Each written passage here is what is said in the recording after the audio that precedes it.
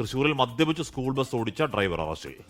Marathamcode MPMUP school ബസിന്റെ driver മധുവാണ് അറസ്റ്റിലായത്.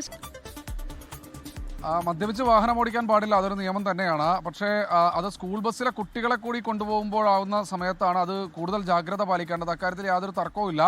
ആ സമയത്താണ് ഇത്തരത്തിൽ മരത്തങ്കോട് സ്കൂളിലെ ആ ഒരു ബസ്സിൽ ഇന്നലെ പോലീസിന്റെ ഭാഗത്തുനിന്ന് ഒരു പരിശോധന നടത്തിയത്.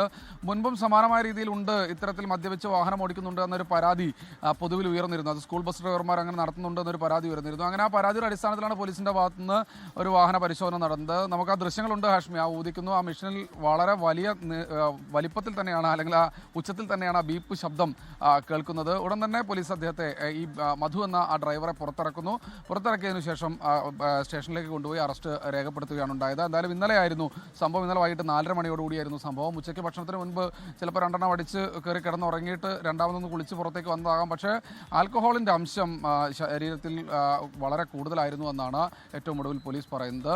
തുടർ നടപടികളിലേക്ക് കടക്കുന്നുണ്ട്. ലൈസൻസ് സസ്പെൻഡ് ചെയ്യുന്ന അടക്കമുള്ള മറ്റു നടപടികളിലേക്ക് കടക്കുമെന്ന് പോലീസ് അറിയിച്ചിട്ടുണ്ട്. സ്കൂളിൽ നിന്ന് എന്തായാലും മാറ്റി നിർത്തിയിട്ടുണ്ട് താൽക്കാലികമായി എന്നാണ് നമ്മൾ മനസ്സിലാക്കുന്നത്. മധു എന്നാണ് അദ്ദേഹത്തിൻ്റെ പേര്.